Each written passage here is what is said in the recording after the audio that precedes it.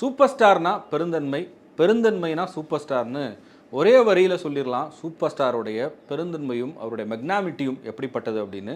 இப்போ இதை பேசுறதுக்கான காரணம் என்ன அப்படின்னா, நேத்து வெளியான சூப்பர் ஸ்டாருடைய 171வது படமான கூலி அதோட டைட்டில் ரிவீலிங் டீசரை பார்த்துருப்போம். அதில் பல இடங்களில் நிறைய ரெஃபரன்ஸ் இருந்தது.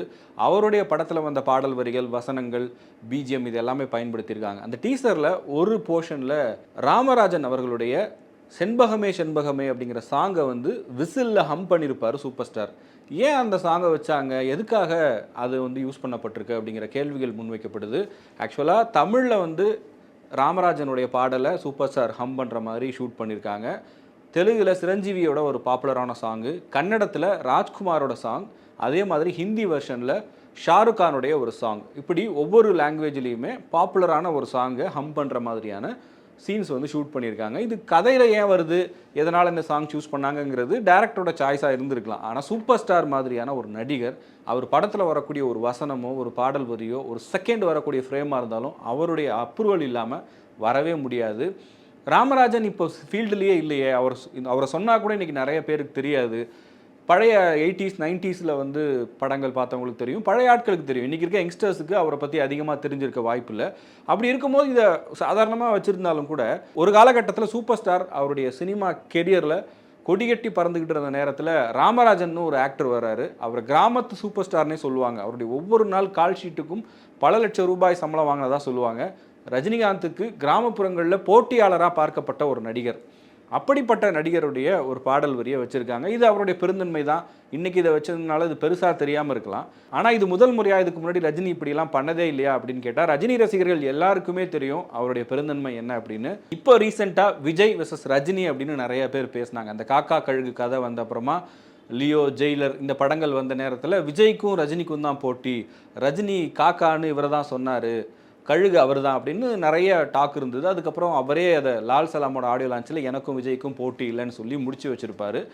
இது இப்போ நடந்தது. ஆனால் 2007 இயக்குனர் ஷங்கர் இயக்கத்தில் வெளியான சிவாஜி படத்தில் ஒரு சாங் வரும். அது யாரோட பாட்டு அப்படின்னா விஜயோட பாட்டு. சிவகாசியிலேருந்து தீபாவளி தீபாவளின்னு ஒரு சாங் இருக்கும். அந்த சாங்குக்கு ரஜினிகாந்த் டான்ஸ் ஆடுற மாதிரியான காட்சியெல்லாம் அமைச்சிருப்பாங்க. 2007 இமேஜின் பண்ணி பாருங்கள், சிவாஜி மாதிரி ஒரு படம் வந்தப்போ விஜய் இன்னைக்கு இருக்கக்கூடிய அளவுக்கான உயரத்தில் அப்போ இல்லை. இப்போ இருக்கக்கூடிய உயரம் வேற. பட் சிவகாசி வந்த நேரத்தில் விஜயோட ஒரு பாட்டை ரஜினி படத்தில் வைக்கணும்னு அவசியமே கிடையாது. வேற ஒரு பெரிய நடிகராக இருந்தால் எதுக்குங்க வேணான்னு சொல்லி அவாய்ட் பண்ணியிருக்கலாம். ரஜினி வந்து பல படங்களில் கமலஹாசனோட ரெஃபரன்ஸை யூஸ் பண்ணியிருக்காரு. இப்போ நான் பேசிகிட்டு இருக்க சிவாஜி படத்துலேயே கூட சும்மா கமலஹாசன் மாதிரி கலர் ஆயிடுவேன் அப்படின்னு ஒரு டைலாக் வச்சுருப்பாரு. முத்து இந்த மாதிரி நிறைய படங்களில் தன்னுடைய சக போட்டியாளரான கமலஹாசனோட ரெஃபரன்ஸை வைக்கக்கூடிய பெருந்தன்மை ரஜினிக்கு பல காலமாக இருந்திருக்கு. அந்த வகையில் பார்க்கும்போது தனக்கு அடுத்த ஜென்ரேஷனில் வரக்கூடிய விஜய்னு ஒரு நடிகர், அவருடைய சாங்கை எடுத்து தன்னுடைய படத்தில் வச்சு அதுக்கு டான்ஸ் மூமெண்ட் அப்படிங்கிறது எத்தனை நடிகர்களுக்கு அந்த மனசு வரும் அப்படிங்கிறது ஒரு மிகப்பெரிய கேள்வி. அந்த வழியை ஃபாலோ பண்ணி ரஜினிகாந்தினுடைய ஸ்டைல், ரஜினிகாந்தினுடைய ஆட்டிடியூட் இதெல்லாம் பார்த்து நிறைய பேர் சினிமாக்குள்ளே வந்திருப்பாங்க. அப்படிப்பட்டவர் தான் விஜயும். அதனால தான் அவரும் மாஸ்டர் படத்தோட ஆடியோ லான்ச்சில் கோட் ஷூட்டில் வந்திருந்தப்ப நண்பர் அஜித் மாதிரி நானும் கோட் ஷூட் போட்டு வந்திருக்கேன்னு ஒரு பெருந்தன்மை தான். இந்த மாதிரியான விஷயங்களை பொது இடங்களில் சொல்லக்கூடிய எல்லாருக்குமே அது ஒரு பெரிய விஷயமாக தான் தெரியும். அதுவும் இவ்வளோ பெரிய ஸ்டார்ஸாக இருக்கக்கூடிய நடிகர்களுக்கு. ரஜினி இப்போ நம்ம ராமராஜனுடைய மென்ஷன் பற்றி பேசணும், கமலஹாசன், விஜய், சினிமா உலகில் இது மட்டும் இல்லை, சாமி அப்படிங்கிற ஒரு பிரம்மாண்டமான வெற்றி படத்தை விக்ரம் கொடுத்த பிறகு அந்த படத்தினுடைய வெற்றி விழாவில் சூப்பர் ஸ்டார் கலந்துக்கிட்டு பேசியிருப்பார். அந்த வெற்றி விழாவில் பேசும்போது அந்த மேடையில் அந்த படத்தினுடைய நாயகன் விக்ரம் மட்டும் இல்லாமல் சூர்யா, விஜய் போன்றவர்களும் இருப்பாங்க. அவங்க ஒவ்வொருத்தரை பற்றியும் அவர் அங்கே சொல்லக்கூடிய விதம், அவங்களுடைய ஸ்ட்ரென்த் என்னங்கிறத அந்த நேரத்தில் சொல்லும்போது ரொம்ப பெரிய பாப்புலாரிட்டி அது அவங்களுக்கு கொடுத்துருக்கும். ஏன்னா சூர்யா வந்து காக்க காக்க மாதிரி ஒரு பெரிய ஹிட்டை கொடுத்த நேரம் அந்த படத்தை பற்றி பாராட்டி பேசுகிறாரு. ஒரு ஐபிஎஸ் ஆஃபீஸர் எப்படி இருக்கணும் அப்படிங்கிறதுக்கு இந்த படத்தை பார்த்தாலே அது ஒரு உதாரணமாக இருக்கும்னு சொல்லி சூர்யாவோட ஆக்டிங் பற்றி, அவருடைய பர்ஃபார்மன்ஸ் பற்றி பெருமையாக பேசியிருப்பார்.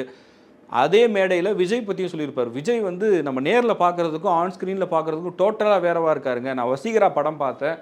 அந்த படத்தில் அவருடைய ஆக்டிங், காமெடி இது எல்லாமே, ஒரு ஆக்ஷன் ஹீரோ வந்து காமெடி பண்ணுறது ரொம்ப கஷ்டம். அப்படியே பண்ணாலும் அதை ஜனங்க ஒத்துக்கணும். அது விஜய்க்கு சூப்பராக ஒர்க் அவுட் ஆகுது, கீப் இட் அப் அப்படின்னு அந்த இடத்துல விஜய் அப்ரிஷியேட் பண்ணியிருப்பார். அதே மாதிரி விக்ரம் அந்த நேரத்தில் ரொம்ப கஷ்டப்பட்டு சேது, தில், தூள், காசி, சாமின்னு சொல்லி அடுத்தடுத்த வெற்றிகளை கொடுத்துட்டு இருக்கும்போது அவரும் ஒரு காம்படிட்டராக பார்க்கப்பட்டார். அப்போ எல்லாருமே அப்போ என்ன பேசிகிட்டு இருந்தாங்க, அடுத்த சூப்பர் ஸ்டார் யார், அடுத்த சூப்பர் ஸ்டார் யாருன்னு பேசும்போது நான் சூப்பர் ஸ்டார் இல்லை, இங்கே இருக்க விக்ரம், சூர்யா, விஜய் இவங்க தான் சூப்பர் ஸ்டார்னு பெருந்தன்மையாக அப்போவே பேசினவர்.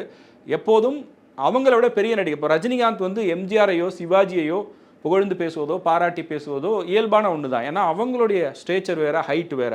ஆனால் நமக்கு அடுத்த நிலையில் இருக்கக்கூடிய நடிகர்கள் இல்லை நம்மளுடைய இடத்தை பிடிக்கிறதுக்காக காத்துட்டு இருக்க ஒரு நடிகரை வந்து பெருந்தன்மையாக பாராட்டி பேசுறது, அவங்களுடைய குணங்களை ஹைலைட் பண்ணி சொல்றது அப்படிங்கிறது உண்மையிலேயே ரஜினிகாந்திடமிருந்து மற்றவர்கள் கற்றுக்கொள்ள வேண்டிய ஒரு விஷயமா தான் பார்க்கணும். இது வந்து சினிமாவில். அரசியல்னு வந்தாலும் ரஜினிகாந்த் அப்படி தான். ரஜினி வந்து கலைஞரையோ இல்லை செல்வி ஜெயலலிதாவையோ எம்ஜிஆரையோ அரசியல் ரீதியாக பல நேரங்களில் பாராட்டி பேசியிருக்காரு. ஜெயலலிதாவுக்கும் அவருக்கும் அரசியல் ரீதியான வார்த்தை மோதல் இருந்தது. இன்னொரு முறை ஜெயலலிதா ஆட்சிக்கு வந்தால் தமிழ்நாட்டையே காப்பாற்ற முடியாதுன்னு சொன்னார். அதே ரஜினி தான் ஜெயலலிதாவை தைரியலட்சுமியும் சொல்லியிருக்காரு. கலைஞரை பலமுறை பாராட்டி பேசியிருக்காரு.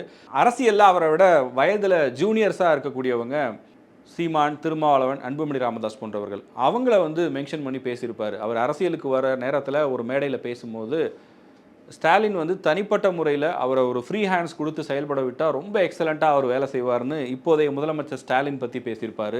அன்புமணி ராமதாஸ் ஒரு மிகச்சிறந்த கல்வியாளர் அப்படின்னு அன்புமணி பற்றி பேசியிருப்பார். திருமாவளவன் தலித் மக்களுக்காக உழைக்கக்கூடிய ஒரு மிகச்சிறந்த தலைவர் அப்படிங்கிறதையும் மென்ஷன் பண்ணியிருப்பார். சீமான் ஒரு போராளி. இது எல்லாமே ஒரு ஒரு ஆங்கிளில் பார்க்கும்போது அவர் அரசியலுக்காக பேசியிருக்கலாம், இதுக்கு ஒரு காரணம் இருந்திருக்கலாம்னு என்ன வேணாலும் சொல்லலாம். ஆனால் சினிமாவில் உச்சத்தில் இருக்கக்கூடிய ஒரு நடிகர் ஒரு காலகட்டத்தில் அவர் என்ன பேசுகிறாருங்கிறத அரசியல் உலகமும் கவனித்தது. இன்றைக்கும் அவருடைய படம் வரும்போதும் சரி, ஒரு தேர்தல் வரும்போதும் சரி, ரஜினிக்கான முக்கியத்துவம் எங்கேயுமே குறையலை.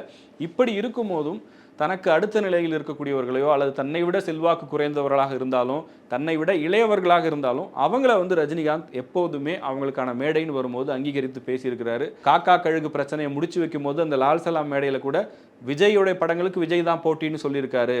விஜய் இன்னைக்கு நல்ல உயரத்தில் இருக்காரு அப்படின்னு சொல்றதெல்லாம் ரசிகர்களுக்கும் ரஜினியை பின்பற்றக்கூடியவர்களுக்கும் எப்போதுமே ஆச்சரியத்தை தரக்கூடிய ஒரு விஷயமா இருக்குது. அதனால தான் ரஜினி எப்போவுமே ஸ்பெஷலாக இருக்கார். அவருடைய பெருந்தன்மை இன்னொருத்தருக்கு வருமா அப்படிங்கிறது மிகப்பெரிய கேள்விக்குறி தான். சூப்பர் ஸ்டாருடைய ரசிகர்களாக நீங்கள் இருந்தீங்க அப்படின்னா அவர்கிட்ட உங்களுக்கு பிடிச்ச விஷயங்கள் என்னென்ன அப்படிங்கிறத கமெண்ட்டில் சொல்லுங்கள்.